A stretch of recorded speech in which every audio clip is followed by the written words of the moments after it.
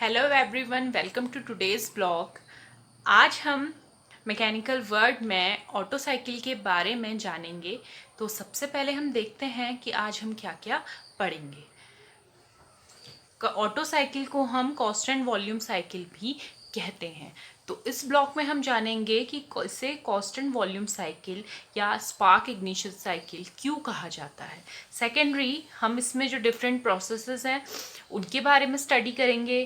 Third, compression ratio क्या होता है, इसकी इफिशिएंसी का फॉर्मूला क्या है, और कंप्रेशन रेशियो और इफिशिएंसी के बीच में जो रिलेशन है हम वो आपको बताएंगे। तो सबसे पहले बात करते हैं ऑटो साइकिल की। ऑटो साइकिल हमारा इन्वेंट किया था ऑटो ने, इसकी वजह से इसे ऑटो साइकिल कहा जाता है। इसे कांस्टेंट वॉल्यूम साइकिल क्यों कहा जाता है? कांस्टेंट वॉल्यूम साइकिल इसलिए कहा जाता है क्योंकि जो इसमें हीट सप्लाई होती है वो हमारी कांस्टेंट वॉल्यूम प्रोसेस में होती है। That's why it is also known as constant volume cycle. जो हमारा ऑटो साइकिल है वो बेसिकली पेट्रोल इंजन में प्रयोग किया जाता है। और इसे स्पार्क इग्निशन साइकिल क्यों कहते हैं? स्पार्क इग्निशन साइकिल इसलिए कहते हैं जो इसमें कंबशन प्रोसेस होती है वो स्पार्क के इग्नाइट होने के कारण होती है, इसीलिए इसे स्पार्क इग्निशन साइकिल कहते हैं। ठीक है, और ये हमारा जो हम अभी पढ़ रहे हैं ये हम एक आइडियल साइकिल के बारे में पढ़ रहे हैं। इसमें कोई भी फ्रिक्शनल लॉसेस नहीं लिए गए हैं और जो हमारी जो फ्यूल की कंडीशन है वो आइडियल ली गई है। ठीक है, अब हम बात करते हैं इसकी प्रोसेस की। तो जो हमारा ऑटो साइकिल है वो बेसिकली 4 स्ट्रोक में पूरा होता है। सबसे पहले हमारा सक्शन होता है, देन कंप्रेशन, एक्सपेंशन, उसके बाद हमारा होता है एग्जॉस्ट।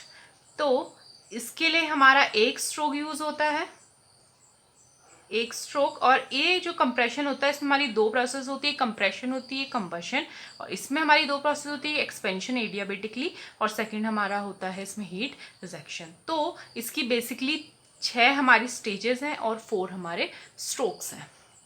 अब सबसे पहले हम बात करें सक्शन की, तो ये हमारा सिलेंडर है, ये हमारी इनलेट वॉल्व है, ये स्पार्क प्लग है, ये हमारी एग्जॉस्ट वॉल्व है, ये टीडीसी है जिसे हम टॉप डेड सेंटर कहते हैं, ये बीडीसी है जो हमारा बॉटम डेड सेंटर कहलाता है। तो जब हमारा पिस्टन टॉप डेड सेंटर से बॉटम डेड सेंटर की ओर मूव करता है तो इसके इनलेट वॉल्व ओपन हो जाते हैं और जो हमारा एयर है या वर्किंग मीडियम है वो पिस्टन के अंदर आ जाता है, जिसके कारण इसमें वॉल्यूम इंक्रीज होता है। टीडीसी से बीडीसी मूव करेगा तो हमारा पिस्टन का वॉल्यूम क्या है, इंक्रीज होगा। तो अगर हम इसको ग्राफ के थ्रू दिखाएं तो ये हमारा 0 पॉइंट है।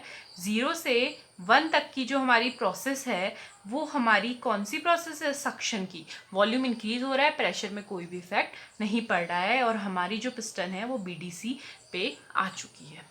नेक्स्ट प्रोसेस हम देखते हैं। नेक्स्ट स्ट्रोक जो हमारा होगा वो होगा कंप्रेशन प्लस कंबशन।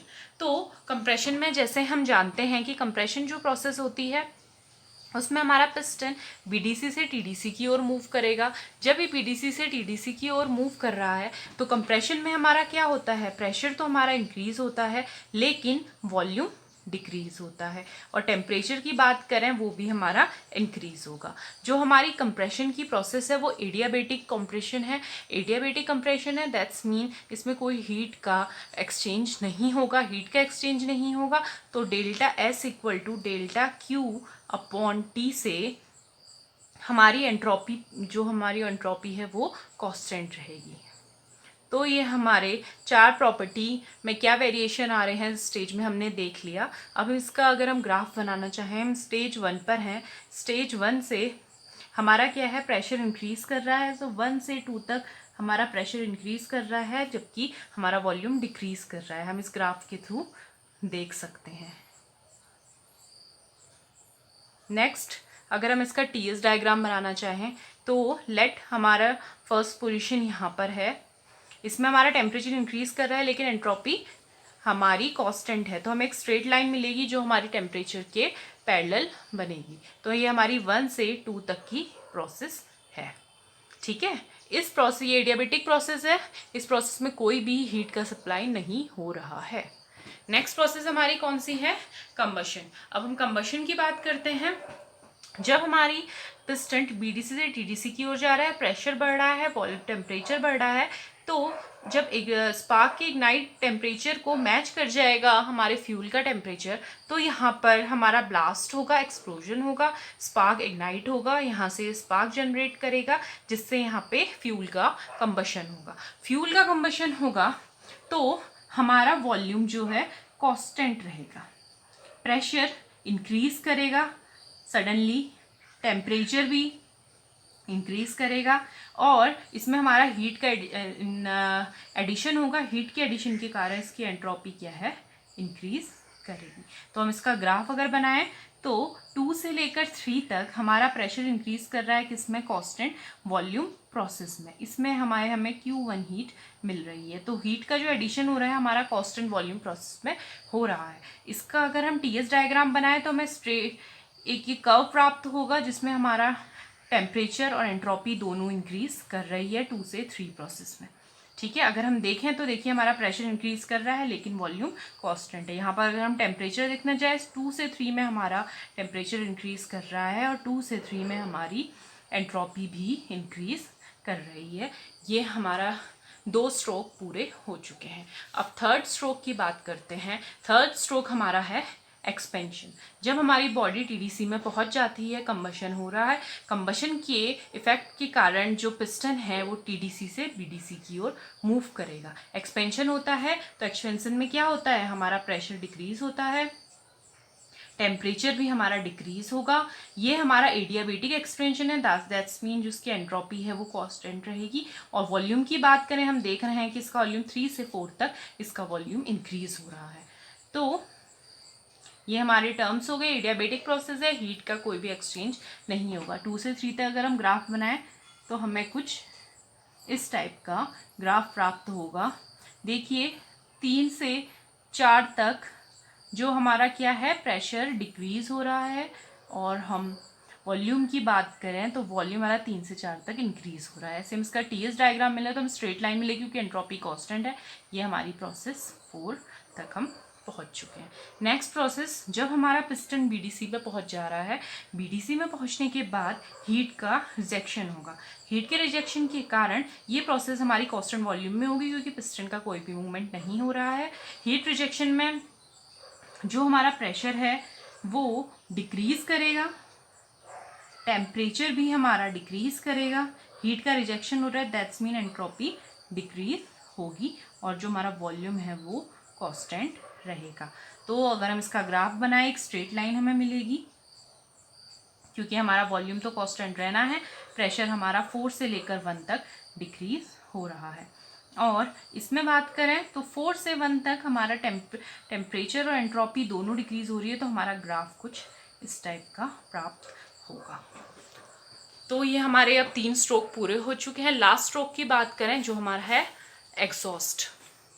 एग्जॉस्ट में हमारा क्या है, जब हमारी बॉडी बीडीसी में पहुंच चुकी है, हीट का रिजेक्शन हो चुका है, अब हमारा सक्शन वॉल्व ओपन होंगे और जो हमारा वर्किंग मीडियम है वो हमारा बाहर चला जाएगा, एग्जॉस्ट हो जाएगा। एग्जॉस्ट होने के कारण इसका क्या है, वॉल्यूम हमारा डिक्रीज हो रहा है। तो इसका अगर हम ग्राफ के थ्रू दिखाना चाहें 1 से लेकर 0 की प्रोसेस, तो हमारी ये रहेगी, वॉल्यूम हमारा डिक्रीज हो चुका है। ठीक है, तो ये हमारी 4 स्ट्रोक्स हैं ऑटो साइकिल के पावर जनरेशन के।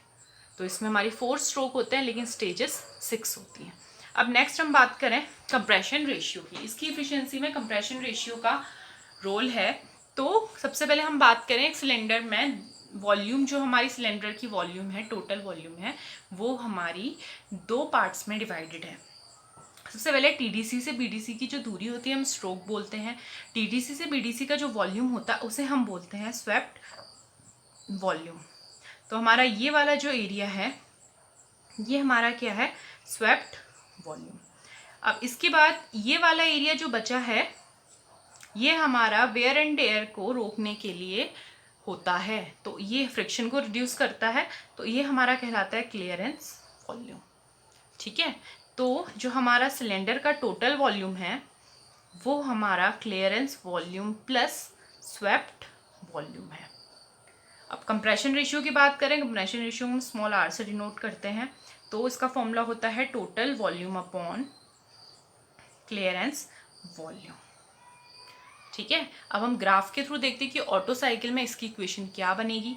तो सबसे पहले बात करें टोटल वॉल्यूम की, तो हमारा जो पूरे जो हमारा साइकिल है उसमें हमारा जो मैक्सिमम टेम्परेचर, मैक्सिमम जो इसका वॉल्यूम है वो हमारा V1 या V4 है, जो ये टोटल वॉल्यूम है। ठीक है, अगर हम क्लियरेंस वॉल्यूम की बात करें तो वो ये हमारा क्लियरेंस वॉल्यूम है, और जिसमें हमारी पिस्टन मूव कर रहा है वो TDC से BDC तक, वो हमारा स्वेप्ट वॉल्यूम है।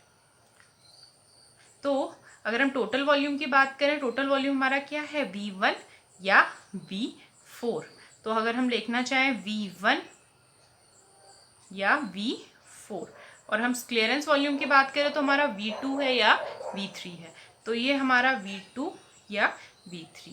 तो ये हमारा कंप्रेशन रेशियो का फॉर्मूला ऑटो साइकिल के लिए हमें प्राप्त हो चुका है। नेक्स्ट बात करें एफिशिएंसी की।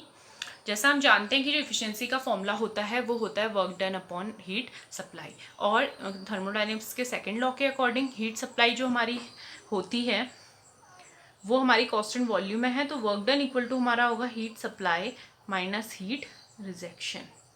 अब इस प्रोसेस में देखें तो हमारा हीट सप्लाई 2 से 3 प्रोसेस में हो रहा है, जो हमारी कांस्टेंट वॉल्यूम प्रोसेस है। तो Q1 का जो हमारा फॉर्मूला आ जाएगा जो mCv, टेम्परेचर देखें तो T3 माइनस T2, और अगर हम Q2 निकालें तो वो होगा mCv T4 माइनस T1। ये हमारी हीट सप्लाई और हीट रिजेक्शन का फॉर्मूला आ चुका है। और R का जो हमारा कंप्रेशन रेशियो उसका फॉर्मूला में मिल चुका है V1 upon V2 equal to V4 upon V3। अगर हम इन दोनों फॉर्मूले को अप्लाई करें इफ़िशेंसी के फॉर्मूले में, तो जो हमें इफ़िशेंसी प्राप्त होती है वो है 1 माइनस 1 अपॉन R की पावर गामा माइनस 1। अब इस जगह पे R हम जानते हैं कंप्रेशन रेशियो है, गामा जो हमारा है स्पेसिफिक हीट का रेशियो है, Cp अपॉन Cv का रेशियो जो हमारा होता है वो हमारा गामा हम कहते हैं। तो ये हमें एफिशिएंसी का ऑटो साइकिल का फॉर्मूला मिला है। अब इसमें अगर हम देखें तो जो हमारा कंप्रेशन रेशियो अगर इंक्रीज़ करेगा तो हमारी इफ़िशियंसी भी इंक्रीज़ करेगी, और अगर हमारी इफ़िशियंसी डिक्रीज़ करेगी तो हमारा कंप्रेशन रेशियो भी इंक्रीज़ करेगा। तो ऑटो साइकिल की इफ़िशियंसी को बढ़ाने के लिए हमें उसका कंप्रेशन रेशियो हाई चाहिए। ठीक है, तो आज के ब्लॉक में हमने ऑटो साइकिल के बेसिक टर्म्स क्लियर करे। ये हमारा आइडियल साइकिल है, इसमें हम कोई भी लॉसेस कंसीडर नहीं कर रहे हैं। हम लोग अब नेक्स्ट ब्लॉक में हम डीजल साइकिल के बारे में पढ़ेंगे। इस टॉपिक से रिगार्डिंग अगर आपको कोई भी क्वेरी हो तो आप कमेंट कर सकते हैं। साथ ही अगर आपने अभी तक मेरे चैनल को सब्सक्राइब नहीं किया है तो सब्सक्राइब कीजिए। नेक्स्ट वीडियो में हम मिलते हैं। Thank you.